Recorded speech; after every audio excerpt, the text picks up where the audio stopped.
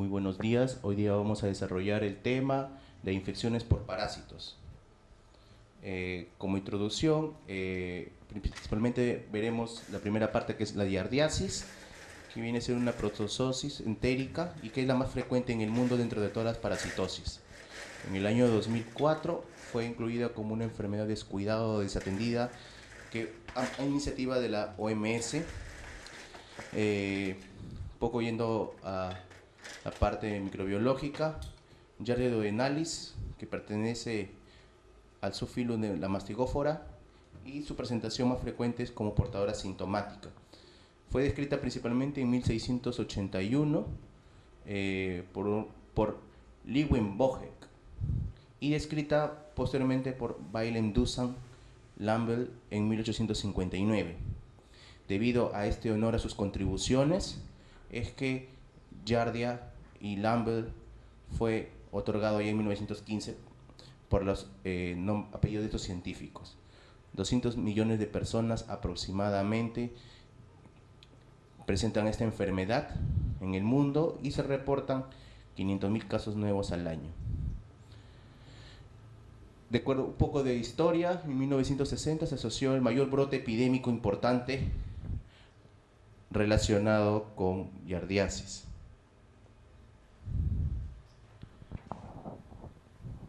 En los países altamente industrializados, debido a la ingesta de agua contaminada y a la presencia de guarderías.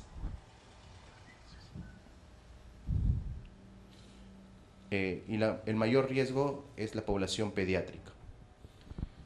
Giardiasis también se puede aislar no solo en los humanos, sino también en anfibios, reptiles, aves, como animales domésticos, como ganados, que es el principal reservorio, y potenciales importantes para la transmisión a las personas. No olvidar que a través de los alimentos y el agua contaminada con materia fecal de hospederos infectados es la principal vía de transmisión para contagiar o para tener este parásito. Otros tipos de manera de contacto son a través de la transmisión sexual, exposición oral fecal, sobre todo en sujetos del sexo masculino, es decir, hombres que tienen sexo con hombres. El patógeno más importante en los malnutridos es Giardia intestinalis, que también en pacientes con inmunosupresión como fibrosis quística también pueden presentar este tipo de parásito. De acuerdo a la morfología, es un protozoo no invasivo que reside en las primeras porciones del intestino delgado, en duodeno principalmente, y la multiplicación es a través de su fisión binaria, ¿no? Y que preferentemente a un pH alcalino. Tiene dos formas de estadio, los trofozoitos y los quistes. De acuerdo a su ciclo biológico, ya vimos que la principal forma de transmisión es a través de la vía fecal oral o la ingesta de alimentos contaminados, ¿no? Que se ingieren los quistes. Estos quistes van en el intestino delgado, van a pasar a la fase de trofozoitos. Estos trofozoitos van a eliminar posteriormente los quistes. Y para hacer el diagnóstico principal, el diagnóstico importante es a través, ya sea examinando, que vamos a ver más adelante, el trofozoito en examen directo de heces. La fase dentro del intestino es la fase quística, la fase de trofozoito, y posteriormente por multiplicación a través de la fisión binaria permanecen en el lumen a través de múltiples trofozoitos y son eliminados hacia afuera a través de la fase quística. Entre la patogenia es multifactorial.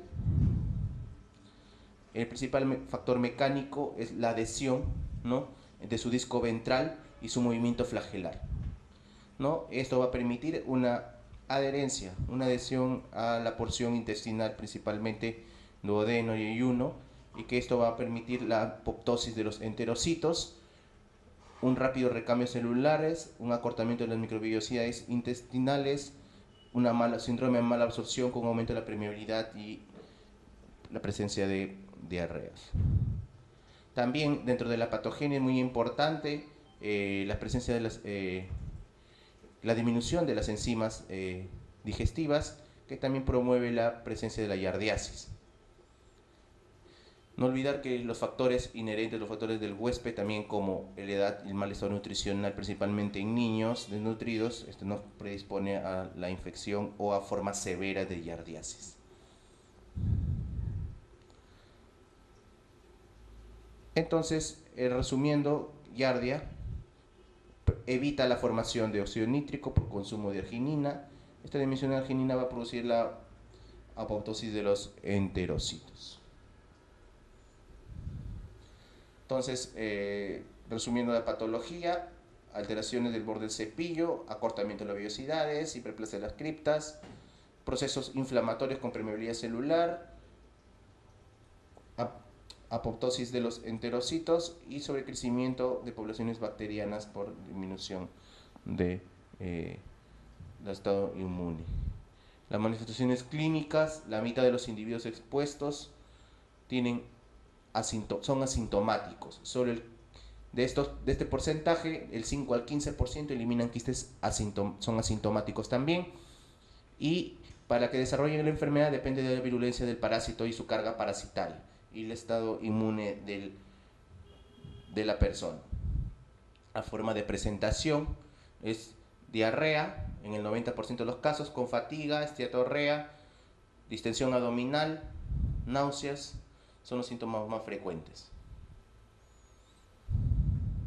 Una forma de presentación también es la giardiasis crónica, que también tenemos alteración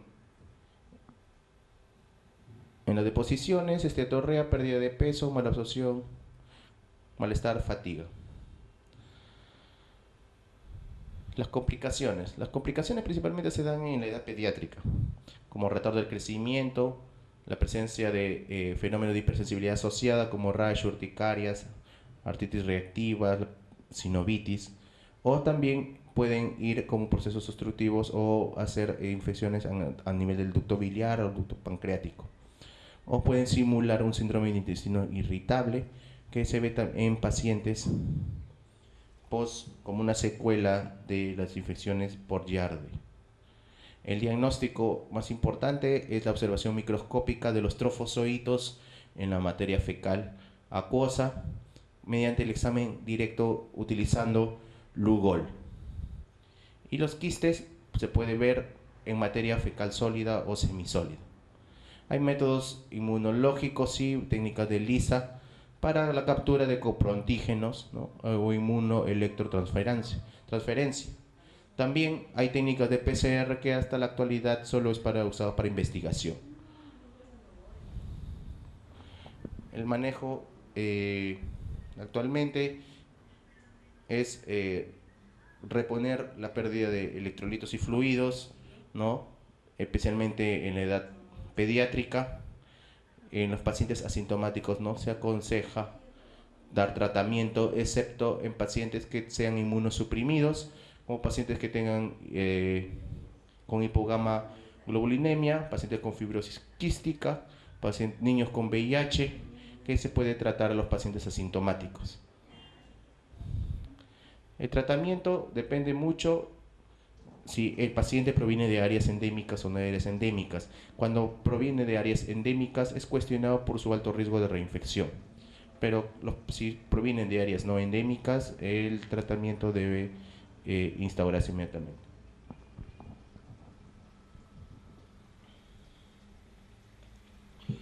Durante el tratamiento debe evitarse dieta sin residuos lácteos, ¿no? Y continuamente tenemos los fármacos que se utilizan para la giardiasis. En la tabla de la mano izquierda vemos la presentación de adultos, que las drogas de elección siguen siendo la familia de los idazoles. A la cabeza tinidazol, 2 gramos dosis única. Si no disponemos de tinidazol, metronidazol, que son 500 miligramos 2 veces al día, por 5 a 7 días. Si no tenemos ninguno de estos dos fármacos no están disponibles, nitazoxamida también es útil también en el manejo de giardiasis, es 500 miligramos 2 veces al día por 3 días. Hay regímenes alternativos, sí, hay regímenes alternativos como el albendazol, 400 miligramos una vez al día por 5 días, mebendazol 200 cada 8 horas por 5 días, que son los fármacos de mayor utilidad para el manejo de giardiasis. El aislamiento de la giardia con sensibilidad ha sido descrito un 20% de todos los casos, ¿no? Y la recurrencia siempre es escrito encima del 90%. Fallas al tratamiento. La falla al tratamiento podemos tener dos escenarios, una reinfección o que sea una falla al tratamiento en sí. Si en caso nosotros tenemos una falla al tratamiento en sí por una resistencia, ¿no? Debemos dar un segundo curso de la misma droga, pero por un periodo de 10 días, que es lo que recomiendan, o utilizar drogas alternativas como nitazoxamida o albendazol, o utilizar terapias combinadas en aquellos pacientes que tengan presentes inmunosupresión, como hemos visto hipogamaglobulinemia, pacientes con FQ, con fibrosis quística, con pacientes con VIH.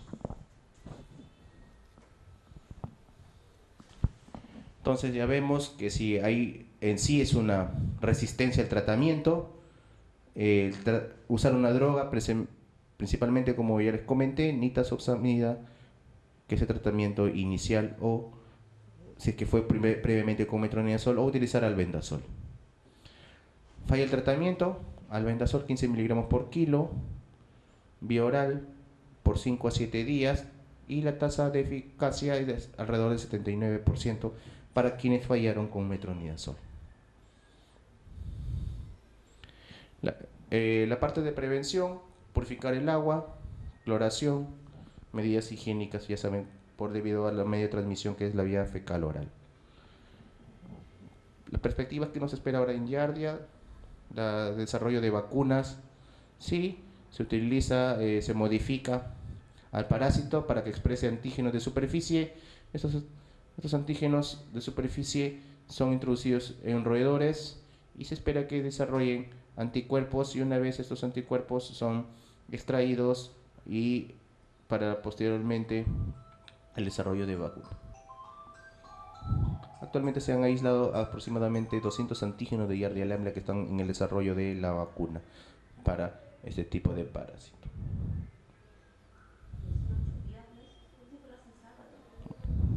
Ahorita vamos a ver amebiasis.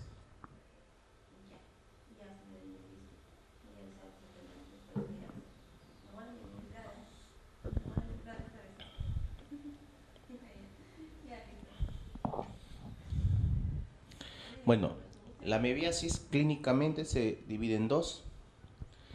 Es la amebiasis intestinal y la amebiasis extraintestinal. La amebiasis es un protozoario que el principal protozoario amebiano es la entamoeba histolítica. También son infecciones asintomáticas. Las principales manifestaciones son diarrea, ¿no? O compromiso extraintestinal, como ya lo estamos viendo, ¿no? Y a nivel mundial se reporta que de causa intestinal y extraintestinal sufren 40 a 50 millones de personas y mueren aproximadamente 40.000 al año. Dentro de las manifestaciones extraintestinales tenemos las 5 formas de presentación: absceso hepático, amebiano, corazón, pulmón, cerebro, ¿no? Y también puede haber compromiso, ¿no? Diseminación, inclusive renal. La amebiasis intestinal, encontramos 3 especies descritas que tienen características similares morfológicas, ¿no? Entamoeba histolítica, entamoeba dispar y Moshokowski, que son los más importantes, pero dispar y Moshokowski no causan patología. Y la más importante para el humano es la entamoeba histolítica. La amebiasis intestinal son producidas en todo el mundo, es cosmopolita. Las áreas con altas tasas de infección son países de medianos y pobres ingresos, como la India, el África, México y partes de Sudamérica, ¿no? También hay brotes de entamoeba dispar en pacientes homosexuales con VIH, que es escrito en Estados Unidos y en Europa. La transmisión, la forma infecciosa es el quiste, Y la forma invasiva, que lo vamos a ver en las formas extraintestinales, es del trozoito, el trofozoito. No olvidar que la transmisión es fecal-oral, igual que Giardia, y que en su fase intestinal tenemos que una vez que el quiste ingresa a través de la vía digestiva, ¿no? Ingresan los quistes maduros y estos se pueden alojar en el intestino, en el aparato gastrointestinal, ¿no? El quiste, hay una rotura del quiste, hay una excisión, la presencia de trofozoitos, la multiplicación o la nueva formación de quistes que van allá al exterior. Bueno, para tener en claro la patogénesis tenemos que ver 4 puntos importantes. Primero, la virulencia de la entamoeba, luego su interacción compleja, es decir, con los factores de respuesta del huésped, ¿no? Si esta interacción el huésped no es inmunosuprimido, pues desarrollará solo una colitis, ¿no? Pero si es inmunosuprimido puede ser capaz de presentar manifestaciones extraintestinales. Los mecanismos son que los trofozoitos de la entamoeba secretan proteinasas, que esto va a producir una apoptosis de las células intestinales, ¿no? Y va a haber cambios en la permeabilidad intestinal y la presencia de diarrea.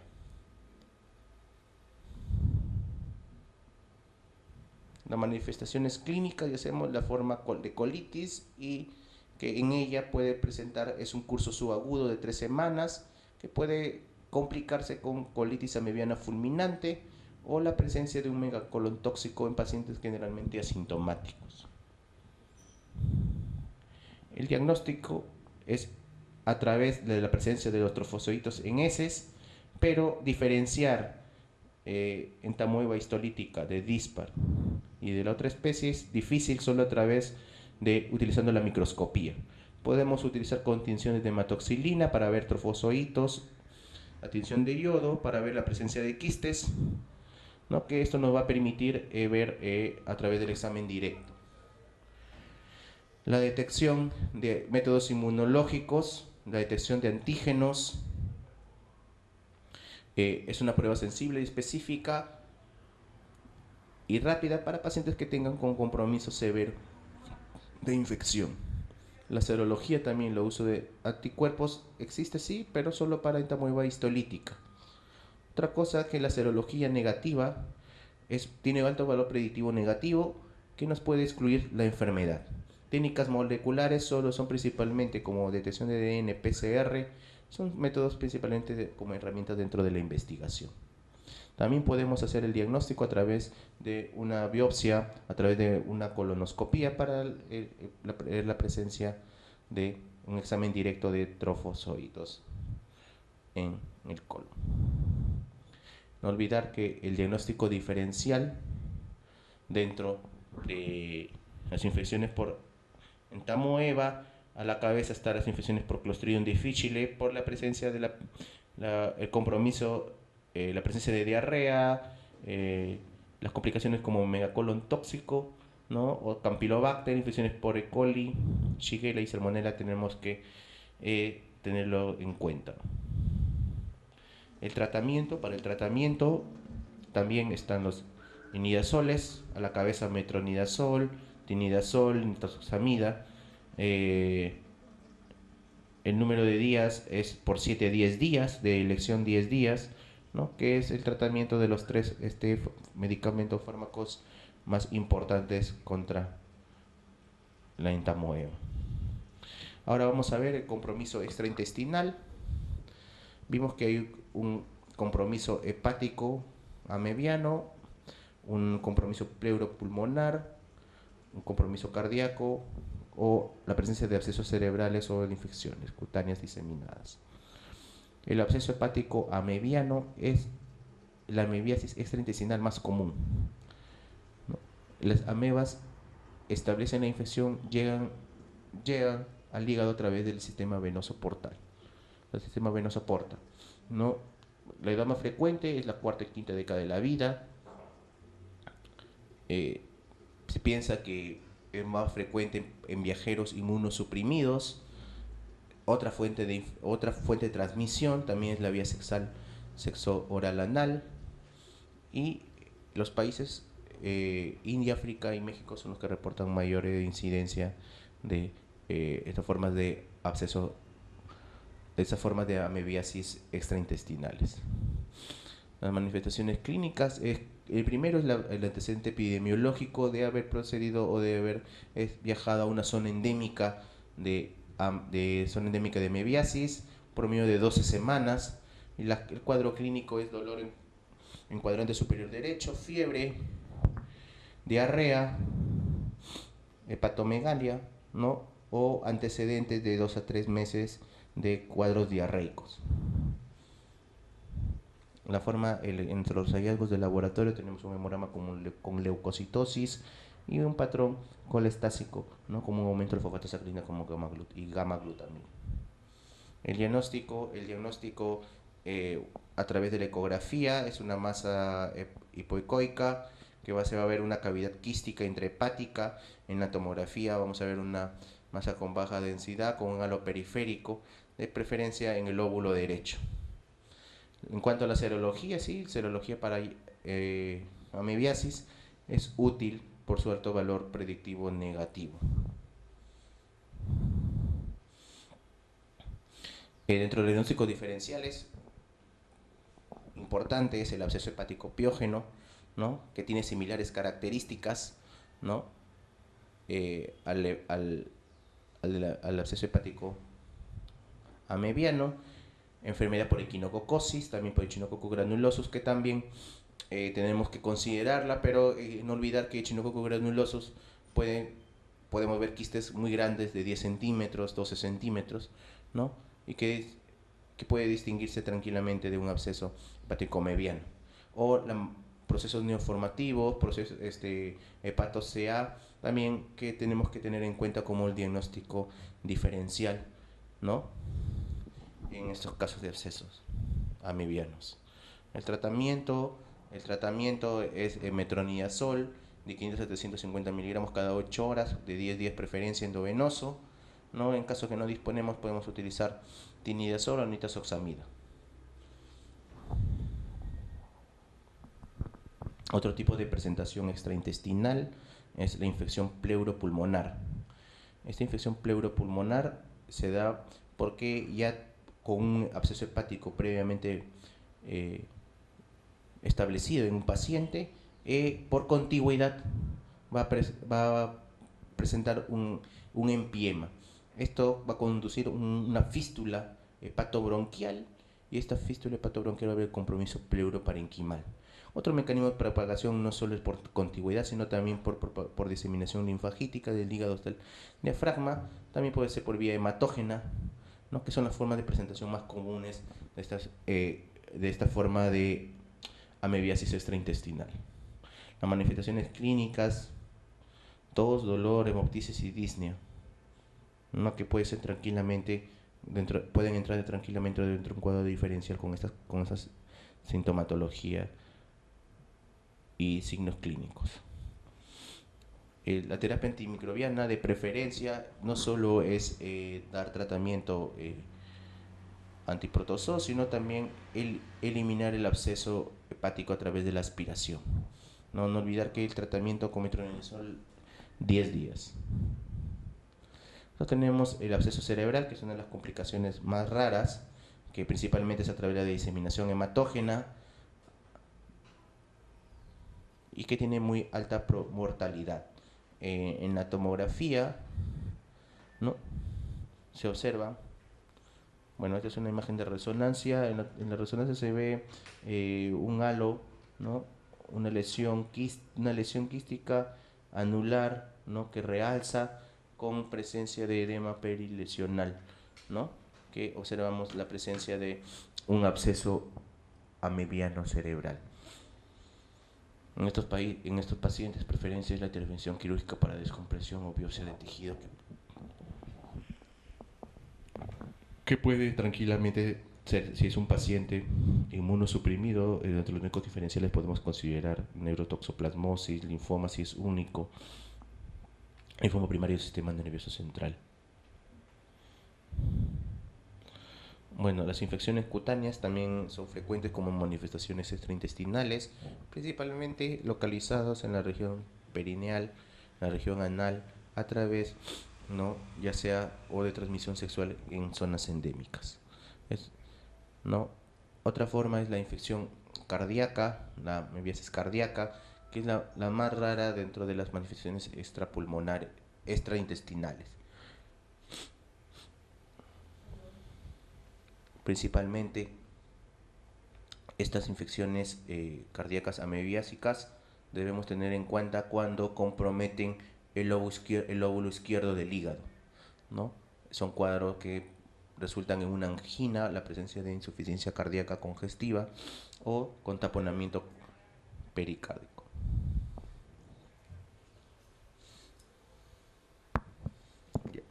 El siguiente tema que vamos a ver es las cariasis. Bueno, las cariasis es una enfermedad cosmopolita, ¿no? A través de su forma infectante, el huevo larvado, ¿no? Por el mecanismo de transmisión a través de la fecal oral, un periodo de incubación que requiere entre 4 a 8 semanas, ¿no? El periodo de transmisibilidad es que una persona va a transmitir o va a eliminar huevos hasta que tengan formas adultas, fecundadas. Y estas formas adultas pueden vivir hasta 24 meses. Y tiene la peculiaridad de que cada hembra puede poner hasta 200.000 huevos diarios. La diferencia entre el adulto y el macho es que la hembra es que la hembra es más grande, tiene, tiene el cuerpo cilíndrico, un color blanco rosado, ¿no? Y tiene un cinturón genital, ¿no? Con una vulva o hendidura transversal que lo diferencia del macho. El huevo es ovoide, más o menos tiene su diámetro mayor, mide entre 40 y 80 micrómetros, tiene una cápsula gruesa transparente y el huevo, una vez eliminado, no es infectante, sino que, digamos, en este estadio de esporulación se requiere unas 3 a 4 semanas que esté en contacto con el medio ambiente. La patogenia es la principal, dentro de la patogenia tenemos que ver que hay etapas, la etapa primera que es la etapa migratoria o larval, que se caracteriza por reacciones de hipersensibilidad porque digamos, este parásito eh, hace reacciones de hipersensibilidad principalmente pulmonar, simulando asma, simulando neumonitis o con procesos exudados, ¿no? Y puede haber también una migración sistémica. En la etapa adulta hay un daño directo que ya produce, es una etapa en la etapa intestinal, es el daño directo que produce en la pared intestinal, puede producir obstrucción mecánica, puede producir migración de la pared a través de los divertículos, o puede ser un ascenso de la vía digestiva a la respiratoria. La clínica se ha descrito que en la fase de migración hay la presencia de un signo de Loss o signo de Loeffler, que es la presencia de tos seca, disnea, fiebre y eosinofilia. Tos, eosinofilia, fiebre y disnea es el clásico ciclo de Loeffler que puede estar teniendo un paciente sufriendo en la fase de migración de las cariasis. Y la otra fase intestinal es es una infección leve con la presencia, pasan inadvertidas, son asintomáticos en el mayor tiempo, ¿no? Que son las presentaciones. Hay también presentaciones alérgicas como urticaria, prurito, ¿no? Crisis asmática que también está relacionado con este tipo de parásitos y este tipo de cariasis. Entre las complicaciones tenemos suboclusiones intestinales, perforaciones intestinales, ¿no? Que pueden simular y debemos considerar dentro de un diagnóstico diferencial. El diagnóstico importante es parasitológico a través de la visualización de huevos o macroscópicamente cuando vemos que se han eliminado, digamos, las lombrices, las ascaris a través con las heces. Otro diagnóstico inmunológico a través de serología de inmunoglobulinas, pero actualmente no es usado, no tiene mucha difusión, ¿no? O como hallazgo radiológico la presencia de cuerpos extraños que no son más que los parásitos. La terapia principalmente es con albendazol, mebendazol, ¿no? La dosis es de 400 miligramos de albendazol, ¿no? Por 3 días. O mebendazol 200 cada 8 horas por 3 días también. Medidas como profilaxis, medidas de higiene, ¿no? Profilaxis colectiva, mejorar el saneamiento ambiental. Bueno, lo que vamos a ver a continuación es Trichuris trichura, que también es otra forma de otro parásito, que la trichura es un nemátodo, ¿no? Y que comúnmente en el ámbito de la medicina lo llamamos como trichura. También pertenecen a este parásito, pertenece a las enfermedades tropicales despreciadas, desatendidas, según la OMS. Es un parásito, un gusano alargado que mide entre 3 a 5 centímetros. Tiene una extremidad anterior, la presentación que sus características tiene un dimorfismo sexual. La hembra, los huevos, los extremos posterior, pone los huevos a través del extremo posterior del recto. El macho tiene una curvatura muy pronunciada, ¿no? Y los órganos más importantes internos es que la hembra tiene la vulva que tiene posterior conexión con la vagina y útero. El macho tiene una espícula, tiene testículos y tiene glándulas seminales. Hay 3 especies de trichura.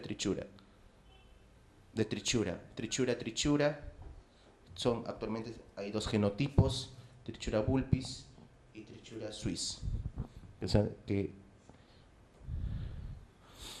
ahora, ya dijimos que el deporte desde el punto de vista epidemiológico es cosmopolita, principalmente su distribución es en áreas cálidas y en áreas húmedas, ¿no? En los trópicos, como vemos acá dentro de los países que involucran las 3 líneas paralelas de acá del mapa, Centroamérica con América del Sur, lo que es África, lo que es la India, ¿no? Y lo que es también un poco de Australia, ¿no? De continente de Oceanía, ¿no? Japón también tiene infecciones por trichura.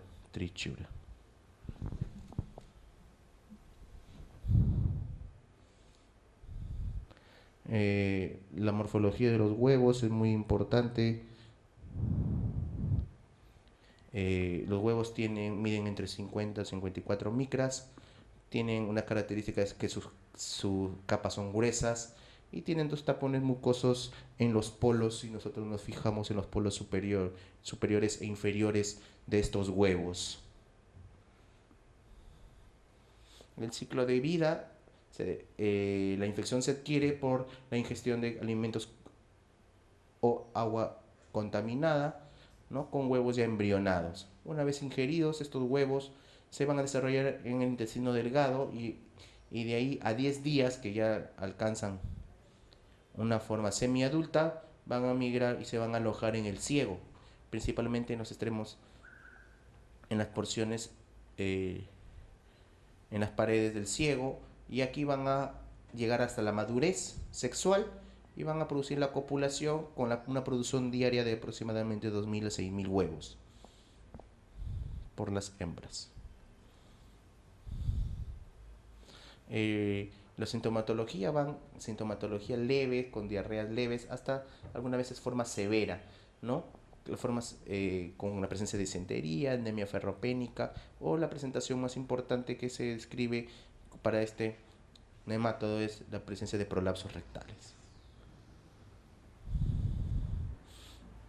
El diagnóstico ya sobre los síntomas es difícil porque puede ser cualquier parásito, pero el examen parasitológico se lleva a cabo y la presencia con estas características, visualizando los huevos con estas características a través de una coloración rápida o un método de flotación o un método de Cato, podemos distinguir distinguir que esté dentro de las parasitosis a trichura. El tratamiento, mebendazol, mebendazol en dosis de 100 miligramos cada 12 horas por 3 días, que es una dosis estándar. Acá hay una revisión en el cual comparan el uso de terapia combinada versus sola, de pamoato de oxantel versus pamoato de oxantel con albendazol para infecciones por trichura trichura, ¿no? Vemos que viendo que por trichura trichura las tasas de curación son, digamos, un poco más altas, cercanas al 31%, cuando utilizamos tratamiento combinado con pamoato de oxantel con albendazol versus pamoato de oxantel solo versus albendazol. Entonces, es útil manejar infecciones por trichura trichura, tratamiento combinado oxantel con albendazol. Las tasas de cura de eliminación del parásito. También las tasas de erradicación de huevos, que lo vemos en la segunda línea resaltada, que utilizando combinación albendazol con palmoato de oxantel no hay diferencia significativa, ¿no? Que versus palmoato solo, ¿no? Que eso no va a permitir utilizar, pero sí las tasas de cura son altas cuando se utiliza parásito solo, para parásito solo.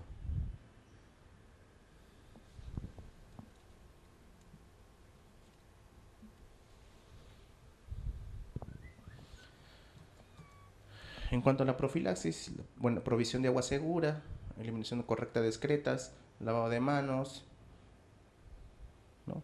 Y lavado de los alimentos que uno va a preparar.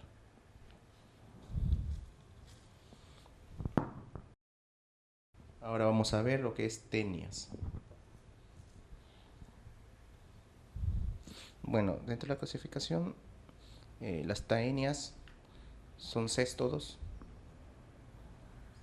son, digamos, céstodos planos, no tienen un aparato digestivo, se alimentan por pinocitosis, tienen la característica que son hermafroditas, tienen un sistema nervioso que por lo regular les ayuda a regular el aparato excretor. Tienen forma de cinta, son aplanados, tienen un órgano de fijación que es el excólex, que es lo que señala el puntero. Tienen órganos maduros, sexuales y masculinos, y dijimos que es hermafrodita. Tiene un aparato excretorio y un poro genital.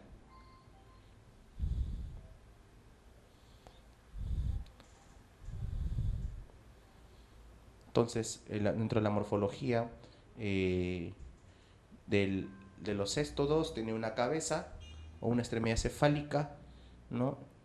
En el cual tiene ventosas y ganchos, y que esto da y que en la parte superior tiene un rostelo, que es una extremidad retráctil. Ya lo vamos a ver acá. Vemos acá, esta es la cabeza, las ventosas, que generalmente son un número de 4, la presencia de ganchos, con la parte superior el rostelo, que eso es un medio de fijación de estas taenias para su nutrición en el intestino. Tiene un cuello que no es más que una zona germinal conteniendo los proglótidos. Estos proglótidos principalmente, mientras más cefálicos son más maduros, mientras más distales son al parásito, a la taenia, son más inmaduros.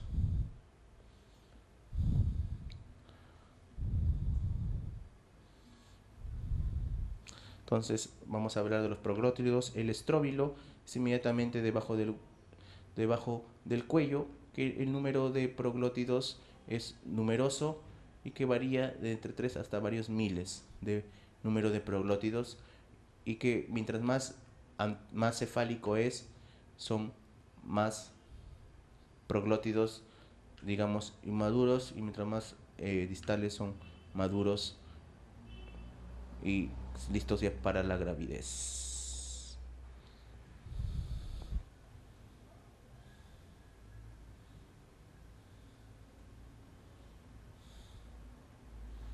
Entonces tiene dos formas, una forma asexual en la que no vemos solo la forma sexual, que tiene una fecundación es interna, ¿no? Que tiene una autofecundación, que su aparato reproductor degenera y que solo solo desarrollan la forma de proglótide en el cual acumulación de huevos en cada proglótide. Los huevos de los céstodos son microscópicos, tienen un embrión en forma de hexacanto con 6 ganchos, ¿no? Rodeado de una membrana oncósfera que permite resistir al medio ambiente. Dentro de ellos vamos a ver ahorita la Taenia solium. La Taenia solium es llamada también comúnmente solitaria. Es un endoparásito que se encuentra también en el humano, ¿no? Y que principalmente carece de aparato digestivo. Tiene un escólex, un cuello y un estróbilo. Entonces el escólex, el cuello y el estróbilo, que contiene los proglótides. El escólex es una cabeza de 4 ventosas, ganchos, que se permite unirse o fijarse a la pared del intestino.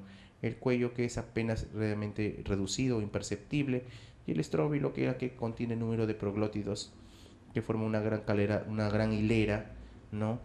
Que no olviden que mientras más cefálico es inmaduro, mientras más distal es maduro.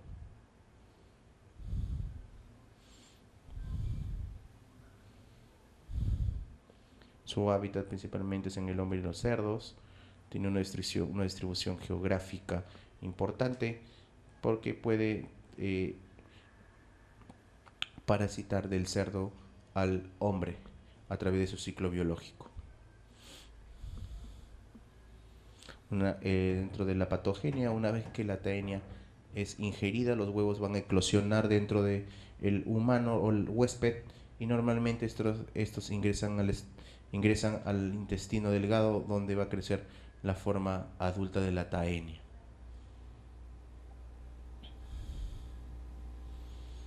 La reinfección, sí, hay casos de reinfección en los cuales cuando la Taenia libera los huevos a través de la vía digestiva del huésped, y estos pueden regresar a través de los alimentos contaminados y el ciclo vuelve a comenzar.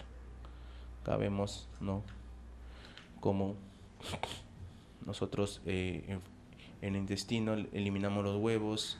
Estos huevos son expulsados con las heces y el ciclo normalmente vuelve a funcionar, porque estos mezclados con la hierba, cuando una persona un ejemplo, defeca en el campo, por los animales, por los cerdos, ingieren estos huevos y estos huevos pueden convertirse en cisticercos en los músculos, ¿no? Y que si los cerdos también eliminan huevos, el humano, a través de los alimentos contaminados, ingerirlos, y ahí sí se puede desarrollarse la cisticercosis, ¿no? Que no es más que una forma de presentación.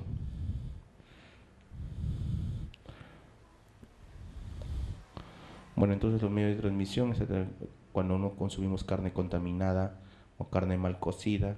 Vemos acá nosotros los cisticercos en los músculos por ejemplo, de este animal, que probablemente sea un cerdo. El diagnóstico de la Taenia solium es a través de la observación microscópica, ¿no?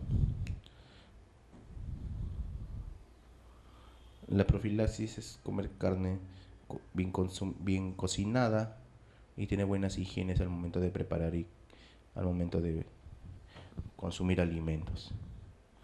Para Taenia saginata también es un céstodo, es un gusano también aplanado, tiene también una cabeza o escólex con 4 ventosas, tiene un cuello y tiene proglótides. Su hábitat principalmente es el intestino, principalmente en el intestino delgado, en la porción del yeyuno. También tiene una forma infectante también a través del cisticercos, el cisticercos bovis. Es cosmopolita. El cuadro clínico, la sintomatología es náusea, dolor abdominal, diarrea, ¿no? O que pueden llegar a ser personas generalmente asintomáticas. Es el ciclo biológico ya relacionado con la carne con el animal, con el vacuno, con la vaca, que completan el ciclo biológico como huésped intermediario del hombre. Los métodos de diagnóstico es a través de la observación directa de los proglótidos en las heces, ¿no? Y las técnicas empleadas es el examen directo o utilizando también técnicas, pero que solo se dan en investigación como técnicas de PCR. La profilaxis, evitar también el consumo de carne cruda, mal cocida, un estricto control sanitario, ¿no? Y un buen hábito de higiene al preparar o al ingerir alimentos.